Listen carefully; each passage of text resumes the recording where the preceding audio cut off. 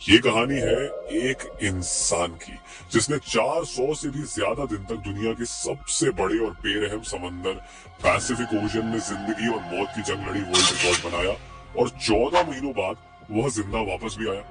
लेकिन आते ही ऐसा क्या हुआ कि उसको जेल जाना पड़ गया। जानते हैं इस वीडियो में पूरी कहानी।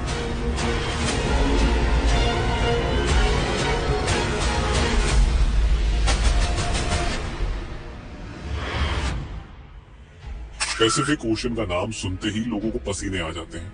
देखिए, पूरी दुनिया में 71% पानी है जो डिवाइडेड है 4 ओशन में, जिनके नाम है Atlantic, Pacific, Indian and Arctic. सबसे बड़ा ओशन पैसिफिक है। ये इतना बड़ा है कि जमीन का कुछ हिस्सा जो 165 मिलियन स्क्वायर किमी बनता है, ये अकेला ओशन 148 मिलियन स्क्वायर किमी को निकल सकता है। इस ओशन पर कुछ ही आइलैंड्स हैं जो बहुत ही छोटे हैं और कुछ तो ऐसे आइलैंड्स हैं जिन पर आज तक कोई इंसान जा भी नहीं सका। अब अगर गलती से भी कोई इंसान पैसिफिक ओशन में गुम हो जाए तो उसको ढूंढना तकरीबन नामुमकिन है। पैसिफिक ओशन में 14 महीनों तक जिंदा रहने वाले इंसान का नाम था जोश सल्वाडोर एल्वारेंगा। इस इंसान के पास 7 फुट की छोटी सी बोट थी जिस पर सीधा लेटा भी नहीं जा सकता था, और ये बंदा 1 साल से भी ज्यादा इस बोट पर जिंदा भी रहा। समंदर की बेरहमी का भी मुकाबला किया और वर्ल्ड रिकॉर्ड भी बनाया जो आज तक कोई और इंसान तोड़ भी नहीं सका। जोश सिर्फ अपनी किस्मत से मजबूर था कि वह इस बदतर मुश्किल में फंस गया। यह बात है 2012 की। हौजे 36 साल का एक एक्सपीरियंस मचेरा था जो मेक्सिको के एक गांव कोस्टा अजुल में रहता था। 17 नवंबर 2012 में जोश और उसका एक साथी मिलकर फिशिंग करने निकलते हैं। रोज की तरह अपनी 7 फुट की छोटी सी बोट पर इस बोट पर ज्यादा दूर जाकर मछली नहीं पकड़ सकते थे क्योंकि बोट बहुत छोटी थी जिस पर एक इंजन और एक ही फ्रिज था। तो यहाँ कुछ ही मछलियां पकड़ सकते थे। दोनों ने 30 घंटे में वापस आने का फैसला किया। दोनों निकल पड़ते हैं।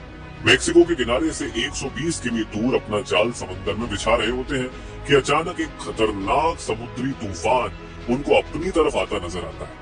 वक्त बचाने के लिए वो जाल को भी वहीं छोड़ देते हैं और बोट को फुल स्पीड पर भगाते हैं। मुसलसल 6 घंटों तक वो किनारे से सिर्फ 20 किमी ही दूर थे कि बोट का इंजन अचानक खराब हो जाता है। उनको किनारा भी दिख रहा था और उनका गांव भी तूफान काफी पीछे रह गया था। उनके पास एक रेडियो था जिसके जरिए उन्होंने अपनी लोकेशन अपने बॉस को भेज दी और जवाब का इंतजार करने लगे। किस्मत इतनी खराब निकली कि रेडियो की बैटरी भी डेड हो गई। एक तरफ वो किनारे को देख रहे थे, दूसरी तरफ अपनी तरफ आते तूफान को जो इतनी शिद्दत से आ रहा था मानो इनको जिंदा ही निकल जाएगा। तूफान के साथ हवाओं की शिद्दत इतनी तेज थी कि उनकी बोट किनारे से दूर होने लगी। कुछ ही देर में किनारा भी मंजर से हट गया और तेज लहरें इनको दूसरी तरफ खींचने लगी। इनके बॉस तक जब वो मैसेज पहुंचा तो बहुत देर हो चुकी थी। बॉस ने एक सर्च पार्टी भेजी इनको ढूंढने के लिए, लेकिन हर गुजरते लम्हे जोश की बोट दूर से दूर होती गई। तूफान की वजह से ये लोग ना तो कुछ देख पा रहे थे और न कुछ समझ पा रहे थे कि अब वो किस जगह पर है और किनारा किस तरफ है। हैरानी की बात यह है कि सिर्फ 5 ही दिन में इनकी बोट किनारे से 450 किमी दूर पहुंच चुकी थी। छोटी बोट होने की वजह से इनको ढूंढ पाना और भी मुश्किल हो रहा था। ना इनके पास कोई फ्लेयर गन थी, ना इनके पास कोई ऐसी चीज थी आग लगाने के लिए ताकि यह धुएं से किसी को सिग्नल देकर बुला सके। दोनों एक दूसरे को देखकर मन ही मन में सोचने लगे कि शायद अब बचना मुश्किल है। 2 दिन पहले ही खाना भी खत्म हो चुका था। मछली पकड़ने के लिए भी उनके पास अब कोई साजो सामान नहीं था क्योंकि जाल वो पहले ही छोड़ के आ चुके थे। दोनों का भूख से बुरा हाल था कि अचानक एक पंछी उनकी बोट पर आकर बैठ जाता है। ये दोनों एक दूसरे की तरफ देखते हैं और एकदम से उस पंछी पर हमला कर देते हैं, लेकिन उसको पकड़ नहीं पाते। दोनों को पता था कि हो सकता है पंछी फिर आए। कुछ ही देर में एक और पंछी आता है। इस बार दोनों बहुत तरीके से उसको पकड़ने का प्लान करते हैं और आखिरकार वो कामयाब हो जाते हैं। और इस तरह दोनों अपनी भूख मिटाने के लिए बोट पर आने वाले परिंदों से अपना गुजारा करते हैं। समंदर का खारा पानी पीने से इंसान की मौत हो सकती है। इस वजह से उन्होंने बारिश के पानी को प्लास्टिक की बोतल में स्टोर करना शुरू कर दिया जिसको पीकर वो जिंदा रहते थे। लेकिन जब बारिश ना पड़ती तब वो प्यास बुझाने के लिए मछलियों और टर्टल्स का खून पीते थे, लेकिन वो भी तब जब वो उनको पकड़ने में कामयाब हो जाते थे। दिन गुजरते गए, और फिर महीने ये दोनों जिस मेंटल टॉर्चर से गुजर रहे थे वो इमेजिन करना भी हमारे लिए बहुत मुश्किल है। आखिरकार जोश का साथी ये टॉर्चर बर्दाश्त ना कर सका और 4 महीनों के बाद उसने सुसाइड कमिट कर लिया। और अब बोट पर सिर्फ जोश अकेला था और उसके चारों तरफ पानी ही पानी था, जिसको देखकर उसको जिंदगी की कोई उम्मीद बाकी नहीं नजर आ रही थी। लेकिन अपने हालात से तंग आकर वो जैसे तैसे जिंदगी गुजारने लगा। मैप्स में देखा जाए तो एक अंदाजे के मुताबिक हौजे पैसिफिक ओशन के इस हिस्से में मौजूद था, जिसको दुनिया का खामोश तरीन हिस्सा माना जाता है, क्योंकि यहाँ से सिर्फ कार्गो शिप्स ही गुजरती है। मेक्सिको के किनारे को छोड़े 6 महीनों से भी ज्यादा हो चुके थे और इस दौरान जोश ने अपने साथी को भी खो दिया था। इस वजह से वो काफी ज्यादा फ्रस्ट्रेट हो चुका था। एक दिन जोश को दूर समंदर में एक कार्गो शिप नजर आती है। पिछले 6 महीनों में ये पहली शिप उसको नजर आई थी और ये मंजर देखते ही उसमें जिंदा रहने की उम्मीद फिर से वापस आ गई। जोश ने कार्गो शिप की तरफ हर मुमकिन इशारा करने की कोशिश की, लेकिन बदकिस्मती से शिप इतनी दूर थी कि जोश को वो ना देख सके और देखते ही देखते जोश की नजरों से वो शिप भी गायब होने लगी और वो ये सोचने लगा कि शायद मेरी किस्मत में मरना ही लिखा है। दोस्तों जरा सोचो, 6 महीने तक आप दुनिया की ऐसी जगह पर टक हो जहां पर आपको दूसरा इंसान भी नजर नहीं आता, और अगर एक लंबे अरसे के बाद आपको कोई दिखे लेकिन वो आपको ना देख सके और गुजर जाए तो आपको कैसा लगेगा। 11 महीनों के बाद हौजे अपनी इस छोटी सी बोट पर 8000 किमी ट्रेवल कर चुका था।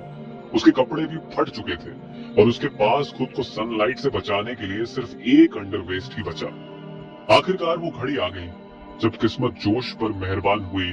फाइनली 439 दिन बाद 30 जनवरी 2014 को उसे अपने आसपास नारियल तैरते हुए दिखाई दिया और आसपास कुछ पंछियां भी मंडरा रही थी। ये नजर देखकर वो समझ गया कि आसपास कोई आइलैंड जरूर होगा। फिर उसे दूर एक आइलैंड दिखाई दे रहा था। उस आइलैंड तक पहुंचने के लिए उसे करीब आधे दिन का समय लगा। जैसे ही बोट उस आइलैंड के करीब पहुंचा, वो बोट से जंप करके आइलैंड की ओर तैरने लगा और फाइनली महीनों गुजारने के बाद वो एक ठोस जमीन में पहुंच गया। दरअसल इस आइलैंड को इबोन ओटोनी कहा जाता है, जो कि दुनिया का सबसे छोटा आइलैंड है। ये ऊपर वाले का चमत्कार ही था कि हवाओं का रुख कुछ इस तरह से उसके बोट को मोड़ दिया कि उसका बोट उसे छोटे से आइलैंड की ओर ले गया। अगर वह गलती से इस आइलैंड तक नहीं पहुंच पाता या फिर थोड़ी सी हवाओं का रुख इधर से उधर होता तो वो आइलैंड तक कभी पहुंच ही नहीं पाता, और फिर अगर वह जिंदा बच पाता तो शायद 5000 किलोमीटर दूर फिलीपींस के टापू को ही देख पाता। पर जोश की किस्मत अच्छी थी कि वो इबोन ओटोनी आइलैंड पर पहुंच गया। ये उसके लिए एक वरदान साबित हुआ, मानो मौत के मुंह से निकलकर उसे नई जिंदगी मिल गई हो।